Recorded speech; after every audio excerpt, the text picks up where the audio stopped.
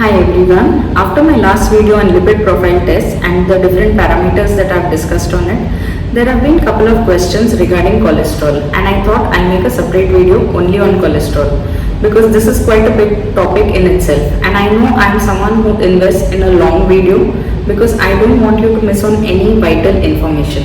Well, how often do we come across people who are having cholesterol issues, heart attacks, strokes, clot in the arteries, or atherosclerosis? This is becoming really common, and heart diseases are one of the leading killers nowadays. In the previous video on lipid profile, I have discussed in short about non-HDL cholesterol, total cholesterol, what is HDL cholesterol, what is LDL cholesterol, what are triglycerides, and also the cholesterol ratios, that is your total cholesterol and HDL ratio and your LDL and HDL cholesterol ratio. Now, before you think that cholesterol is a culprit, I would like to bring your attention to the different functions of cholesterol.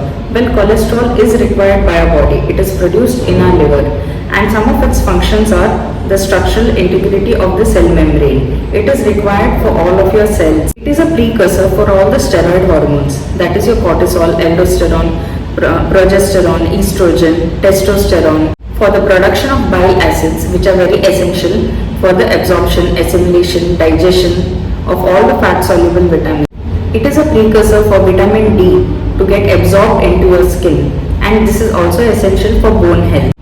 Cholesterol is a component of the myelin sheath that surrounds your nerve fibers, facilitating nerve impulses. Now that you know the functions of cholesterol, if you are someone who is low on your HDL or good cholesterol, then all these functions are going to be impaired. Low cholesterol can affect the absorption of the fat-soluble vitamins, that is your vitamin A, D, E, K. Okay, and this can cause different types of deficiency. For example, if you are deficient in vitamin D, then it can also lead to low bone structure. It can cause osteoporosis. It can cause fractures. Since cholesterol is a component of your myelin sheath in your nerve fibers, low cholesterol levels can affect your nerve impulses. It can also give you dizziness, headaches, low cognitive function, and it can affect your neuromuscular health. It can also cause joint pain, bone pain, Alzheimer's, cancers. It can affect your overall health. Your HDL cholesterol is high density lipoprotein, and your LDL cholesterol is low density lipoprotein. HDL cholesterol is commonly known as good cholesterol, whereas LDL cholesterol is known as bad cholesterol.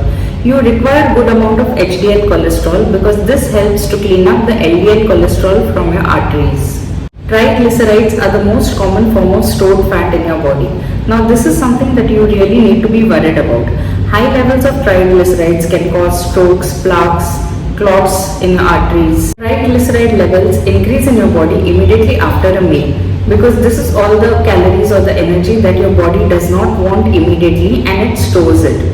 Very high levels of this can lead to stroke or paralysis. Now, your total cholesterol should be less than 200 mg per deciliter. Too much of cholesterol can put you at a risk because it can be atherogenic and it can be clot forming or cause plaque inside your arteries. Whenever there is a lot of this cholesterol, your doctor puts you on a statin, that is a cholesterol lowering drug. But the thing is, we have not yet tackled the actual problem because the real problem is inflammation and not just cholesterol. Now, what you actually need to see in your lipid profile report is not your total cholesterol. Well, that is secondary. What you need to focus is on the different ratios. That is your total cholesterol to your HDL ratio. HDL is your high density lipoprotein or your good cholesterol. This ratio is known as your atherogenic index. It is giving an estimation of how much you are at a risk of getting atherosclerosis. The normal range being less than 3.3. Second is your LDL and HDL ratio. LDL is your bad cholesterol, HDL is your good cholesterol. So this ratio tells you how much more of bad cholesterol or good cholesterol do you have in your body. The normal LDL to HDL ratio is from 0.5 to 3. Now, as I mentioned, cholesterol is a secondary problem. Your primary problem is inflammation. Inflammation is nothing but it's your body's natural immune response to injury, infection or irritation. It is a part of your body's defense mechanism. When something harmful or irritating happens to your body, your immune system sends its army, that is the WBC, white blood cells, to the affected area. It also increases the blood flow to that area, causing that area to become red, swollen and warm. You must have seen this when you got a wound or a cut. You find that wherever you have hurt yourself or where you have had a bruise, the skin starts becoming warm. There is more blood flow there and there is also some swelling in that area. Acute inflammation is required as a part of your defense mechanism. It is just a response towards an injury or an irritation. Okay, so this is a good response. Now when there is a chronic inflammation, that is an inflammation for a prolonged period of time, that is it is persisted for a really long time, that is when the diseases can occur.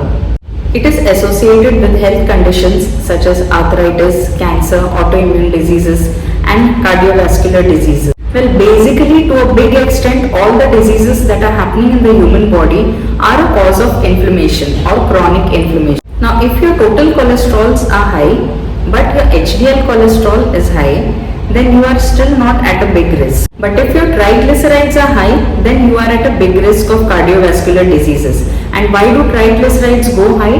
Can be due to stress, junk food, inactivity, smoking, drinking. Now if you are obese or your BMI is not in the normal range, then you are at a big risk of cardiovascular diseases.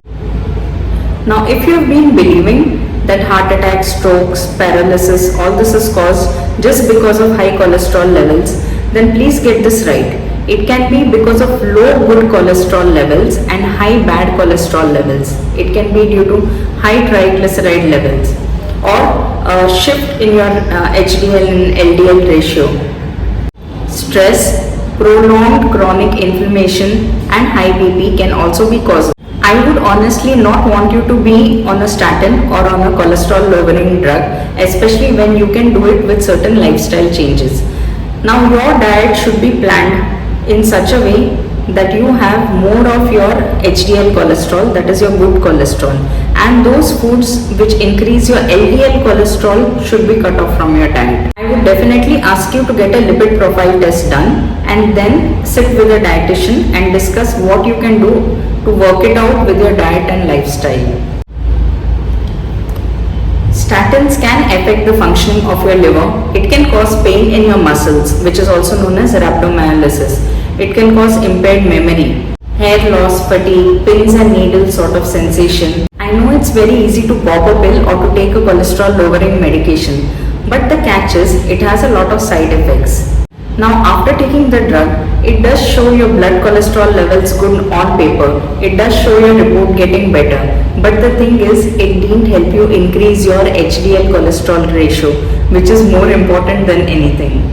If you are on cholesterol lowering drugs, that means your body will start absorbing less of the fat soluble vitamins, that is your vitamin A, D, E, K. If I am to discuss the deficiency of each of these, then this video is going to become really long. I will discuss that in some other way. As I mentioned before, the UV rays help your body to make vitamin D, and suppose you have low cholesterol levels, then you also have a vitamin D deficiency. At that time your body gets a signal that more cholesterol needs to be produced. So it gives this signal to your liver that you need to produce more and more cholesterol. So if you are having vitamin D deficiency, you could also be having high cholesterol levels. If I have to explain the inflammation in your artery, it is very similar to the inflammation or the injury that I mentioned on the outside of your skin. The same thing happens when it happens even inside an artery. Why does this inflammation happen inside the body?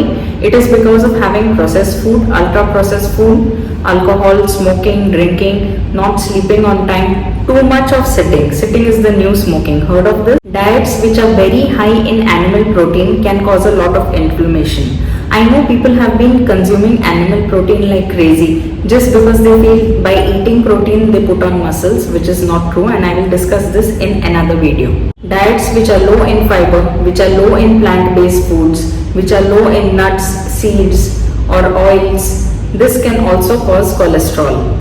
Just assume that these are your arteries. Okay, this is the circumference of your arteries and there are endothelial cells inside these arteries.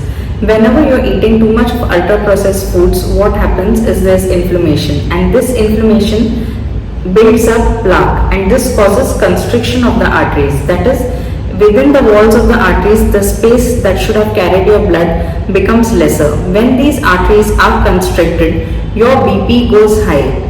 In this scenario, the blood becomes thicker and it starts making clots, and these clots can go anywhere in your heart. It can go to your brain. It can cause a heart attack, a massive heart attack. It can cause stroke or paralysis. Now in this entire explanation, I never even mentioned cholesterol. Did you notice that this entire problem is because of your inflammation and not because of your cholesterol? If your cholesterol levels are high, it means that even your insulin levels are high. And if your insulin levels are high, it also means that your cholesterol levels are high. So you would have usually seen this. Somebody who has high cholesterol is also someone who is suffering from diabetes, which also means that if your blood sugars are normal, your insulin will also be in the normal range, and so will your cholesterol also be in the normal range. See, in our body, everything is interlinked and interconnected. There is nothing that is functioning autonomously. So if one is suffering from this, that means they are on medication for diabetes, they could be on insulin, they could be on cholesterol lowering drugs or statins or blood thinners, and they are also on medication for their BP. Isn't it easy to help yourself by doing certain lifestyle changes and by modifying this entire thing with diet? Now if you are a stress eater, well, most people are stress eater. They tend to eat a lot when they are stressed or when they are binge watching. So when you are eating out of stress, you obviously don't reach for something that is healthy. You would want to have some junk, you would want to have some chips or cookies or chocolates or cakes. That is when you increase your triglyceride levels. I would always ask you to have an active lifestyle. I would tell you to work out daily, but overtraining is also a stress. Overtraining can also cause inflammation or soreness in your body. Your liver naturally produces cholesterol. It is one of its functions. But when you are on a cholesterol lowering drug or a statin, then it means that your liver is forcibly stopping the cholesterol production. A statin basically functions by inhibiting an enzyme that the liver uses to produce cholesterol. So when you are forcibly stopping a normal function of your body, it will definitely have some or the other negative side effects. If you are on cholesterol lowering drugs, then you need to speak to your doctor and get a CoQ10 supplement. This is required because CoQ10 levels would drastically drop when you are on cholesterol lowering drugs. CoQ10 is a substance that converts food into energy. It is required by the mitochondria for energy production. It is required by each and every cell of your body, and it is a very powerful antioxidant. It is an antioxidant that helps to trap free radicals. It also helps to improve your immunity. So if a person is low on CoQ10, that means they are more prone to certain diseases. They have made their own immunity low. Antioxidants trap free radicals which damage cells, cell membranes, and also tamper the DNA. So if one is low on CoQ10 levels, that means one is more prone to infection. So one falls into this vicious trap of low immunity and inflammation. Because of medication, there is more inflammation, and one just doesn't come out of this cycle of inflammation. Now I shall discuss about the diet for cholesterol. If you are suffering from any of these issues, you need to include more of plant-based food in your diet and reduce the consumption of red meat. See that you don't smoke and you don't drink alcohol, because both of this will further increase the inflammation in your body. Smoking is known to further constrict your arteries and to increase your BP, then leading to cardiac arrest. Use virgin oils or cold pressed or wood pressed oils, preferably coconut oil, mustard oil, peanut oil, whichever is found in your locality.